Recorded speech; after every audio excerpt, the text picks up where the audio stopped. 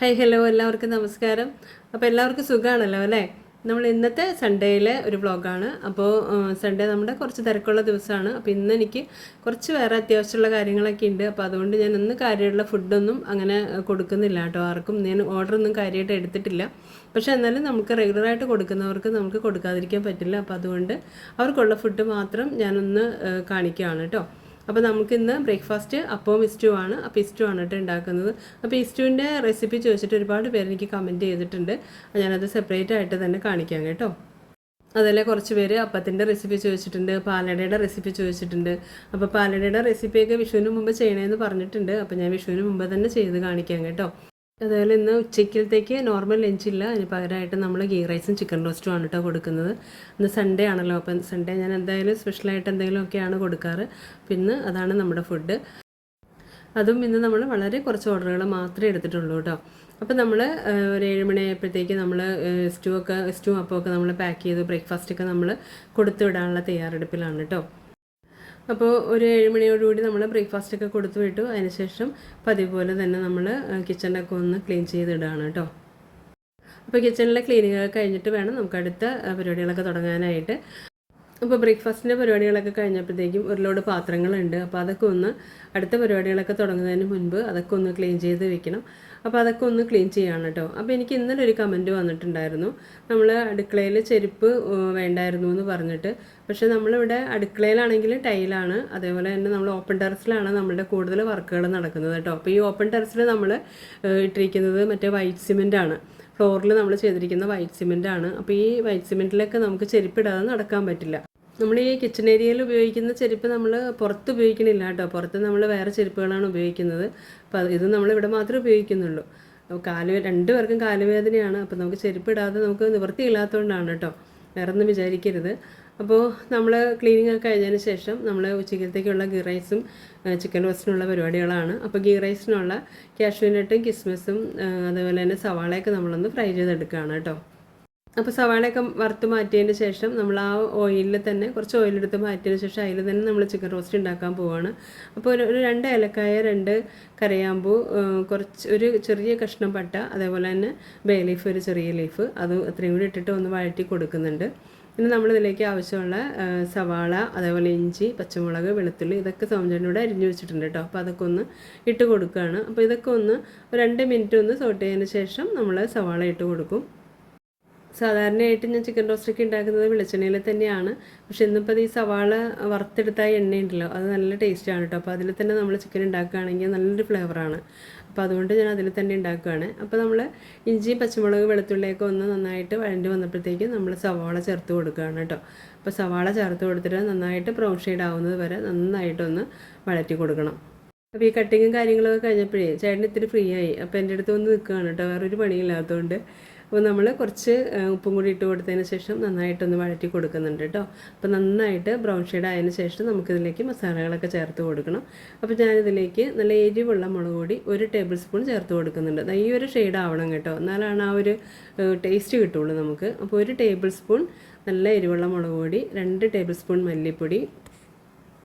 മസാലകളെല്ലാം ഞാനിവിടെ ബേസിക് ആയിട്ടുള്ള മസാലകൾ മാത്രമേ ഉപയോഗിക്കാറുള്ളൂ കേട്ടോ.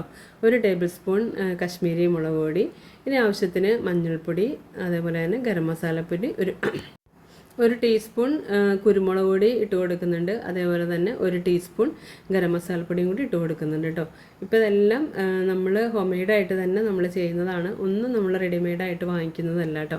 അപ്പോൾ അതിൻ്റേതായ ടേസ്റ്റും ഫ്ലേവറും ഒക്കെ ഉണ്ടാവും. ഇനി തക്കാളി ഇട്ട് കൊടുത്തിട്ടുണ്ട്. ഒരു 3-4 മീഡിയം സൈസിലുള്ള നല്ല പഴുത്ത തക്കാളി ചേർത്ത് കൊടുത്തായിരുന്നു. അതിൻ്റെ മസാലകളുടെ ടേസ്റ്റൊക്കെ മാറിയപ്പോൾ അപ്പോൾ അത് റെക്കോർഡായില്ല കേട്ടോ. അപ്പോൾ അത് നന്നായിട്ട് ഒരല്പം ചൂടുവെള്ളം ഒഴിച്ച് കൊടുത്തിട്ട് ഒന്ന് അടച്ചു കൊടുത്തിട്ടുണ്ടായിരുന്നു, തക്കാളി നന്നായിട്ടൊന്ന് പേസ്റ്റായിട്ട് വരാൻ വേണ്ടിയിട്ട്. അതിനുശേഷം നമ്മൾ നന്നായിട്ട് വാഷ് ചെയ്ത് ഒരല്പം വിനാഗിരി, ഉപ്പും മഞ്ഞൾപ്പൊടിയും ചേർത്ത് ഒന്ന് പുരട്ടി വെച്ചതാണ് കേട്ടോ, മാരിനേറ്റ് ചെയ്ത് വെച്ചതാണ്. അപ്പോൾ മാരിനേറ്റ് ചെയ്ത് വെച്ചിട്ട് ഒരു അരമണിക്കൂറൊക്കെ കഴിഞ്ഞിട്ടുണ്ട്. അപ്പം അങ്ങനെ വെക്കുമ്പോൾ നന്നായിട്ട് സോഫ്റ്റായിട്ട് വരും കേട്ടോ, അതാണ് അതിൻ്റെ ഒരു പ്രത്യേകത.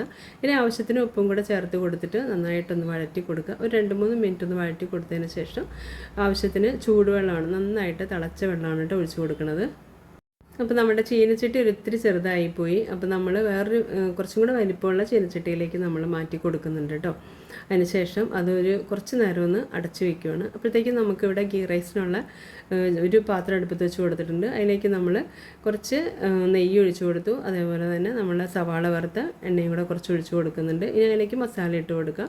ബേ ലീഫ്, അതുപോലെ കരയാമ്പൂ, കറുവപ്പട്ട, ഏലക്കായ ഇട്ട് കൊടുത്തു. ഒരു സവാളയും ഒരു 2-3 അല്ലി വെളുത്തുള്ളിയും കൂടെ കട്ട് ചെയ്തിട്ട് കൊടുക്കുന്നുണ്ട്. അതൊന്ന് വഴണ്ടി വന്നപ്പോഴത്തേക്കും നമ്മളതിലേക്ക് റൈസ് ഇട്ട് കൊടുക്കുകയാണ് കേട്ടോ. ഞാനിവിടെ ഗീ റൈസിന് ഉപയോഗിക്കുന്നത് നല്ല കൈമ റൈസാണ്. അത് 20 മിനിറ്റ് സോക്ക് ചെയ്ത് നന്നായിട്ട് വാഷ് ചെയ്ത് ഡ്രെയിൻ ചെയ്യാൻ വെച്ചതാണ് കേട്ടോ. അതിട്ട് കൊടുത്തു. ഇനി അതൊരു 2-3 മിനിറ്റ് ഒന്ന് സോട്ട് ചെയ്തെടുക്കുന്നുണ്ട്. ഒരു ചെറിയ രീതിയിലൊന്ന് ഫ്രൈ ചെയ്തെടുക്കുന്നുണ്ട് കേട്ടോ. അതിനുശേഷം നമ്മൾ ആവശ്യത്തിന് വെള്ളം ഒഴിച്ച് കൊടുക്കുകയാണ്. അപ്പോൾ ഒരു ഗ്ലാസ് അരിക്ക് 1.5 ഗ്ലാസ് വെള്ളം എന്നുള്ള രീതിയിലേക്കാണ് ഞാൻ ഒഴിച്ച് കൊടുക്കുന്നത് കേട്ടോ. അതൊന്ന് തിളപ്പിച്ചെടുത്തതാണ്. അതിനുശേഷം നമ്മളതിലേക്ക് ഒഴിച്ച് കൊടുക്കാം. അപ്പോൾ ഇതൊക്കെ ക്വാണ്ടിറ്റി കുറവാണെങ്കിൽ മാത്രമേ നമുക്ക് ഇതൊക്കെ ചെയ്യാൻ പറ്റുള്ളൂ. കൂടുതലുണ്ടെങ്കിൽ നമുക്കിങ്ങനെ ഈ വറക്കലും ഇതൊന്നും നടക്കില്ല കേട്ടോ. അപ്പോൾ ഇതിപ്പോൾ ഞാൻ കുറച്ച് ക്വാണ്ടിറ്റി ഉള്ളത് കൊണ്ടാണ് കേട്ടോ ഇങ്ങനെയൊക്കെ ചെയ്യണേ. ഇനി ഇതിലേക്ക് ഞാൻ കുറച്ച് വറുത്ത ഉള്ളിയും കൂടെ ചേർത്ത് കൊടുക്കുന്നു. സവാള നമ്മൾ വറുത്ത് വെച്ചിട്ടുണ്ടല്ലോ, അതും കൂടെ ചേർത്ത് കൊടുത്തു. ആവശ്യത്തിന് ഉപ്പും കൂടെ ചേർത്ത് കൊടുത്തിട്ട് നന്നായിട്ടൊന്ന് മിക്സ് ചെയ്ത് കൊടുക്കാം. നന്നായിട്ട് തിളച്ച് വരുമ്പോൾ ഏറ്റവും ലോ ഫ്ലെയിമിൽ വെച്ചിട്ട് ഒന്ന് അടച്ചു കൊടുക്കുന്നുണ്ട് കേട്ടോ. ഇനി ഒരു 10 മിനിറ്റൊക്കെ, ഒരു 5-6 മിനിറ്റൊക്കെ കഴിയുമ്പോഴത്തേക്കും വെള്ളമൊക്കെ വറ്റി നന്നായിട്ടൊന്ന് ആ വെള്ളമൊക്കെ വറ്റി നല്ല രീതിയിൽ പാകമായിട്ട് വരുമ്പോഴത്തേക്കും നമുക്കിതൊന്ന് മിക്സ് ചെയ്ത് കൊടുക്കാം. അതിനുശേഷം ഇതേപോലെ ഒന്ന് പൊത്തി വെച്ച് കൊടുത്തിട്ട് അടച്ചു കൊടുത്തിട്ട് ഫ്ലെയിം ഓഫ് ചെയ്ത് കൊടുക്കാം. അപ്പോൾ ഈ ഗീ റൈസൊക്കെ നമുക്ക് ചെയ്യാനായിട്ട് ഭയങ്കര ഈസിയാണ് അല്ലേ.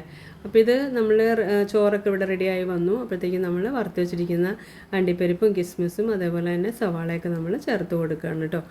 അപ്പോൾ സവാള ഫ്രൈ ചെയ്തത് കുറച്ച് കൂടിപ്പോയി. അപ്പോൾ ഞാനത് ബാക്കി ചിക്കൻ റോസ്റ്റിലേക്ക് ചേർത്ത് കൊടുക്കുകയാണ്. അതിൽ ചിക്കൻ റോസ്റ്റിലേക്ക് ചേർത്ത് കൊടുക്കുമ്പോൾ നല്ലൊരു ടേസ്റ്റ് ഉണ്ടാവും കേട്ടോ, വറുത്ത സവാള ചേർത്ത് കൊടുത്താൽ.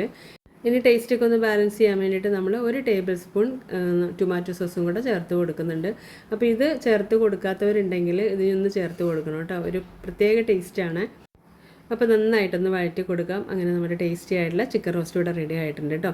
വെള്ളമൊക്കെ നന്നായിട്ട് ഡ്രൈ ആയിട്ട് വന്നിട്ടുണ്ട്. പിന്നെ കുറച്ച് നേരം കൂടി ഇരിക്കുമ്പോൾ ഒന്നും കൂടെ ഒന്ന് ഡ്രൈ ആയിട്ട് വരും കേട്ടോ. അപ്പോൾ നമ്മുടെ ഗീ റൈസും ചിക്കൻ റോസ്റ്റും അടിപൊളി കോമ്പിനേഷനാണ് കേട്ടോ. അപ്പോൾ ഇനി നമുക്കിതിലേക്ക് കുറച്ച് മല്ലിയിലയും കൂടെ ഒന്ന് ആഡ് ചെയ്ത് കൊടുക്കണം കേട്ടോ. അപ്പോൾ മല്ലിയില ഇഷ്ടമില്ലാത്തവർ ഇട്ട് കൊടുക്കണ്ട. അപ്പോൾ ഞാൻ ചിക്കൻ കറിയിലും ചിക്കൻ റോസ്റ്റിലൊക്കെ ഞാൻ മല്ലിയില ഇട്ട് കൊടുക്കാറുണ്ട്. അതിൻ്റെ ഒരു ഫ്ലേവർ നല്ലൊരു ടേസ്റ്റ് അല്ലേ.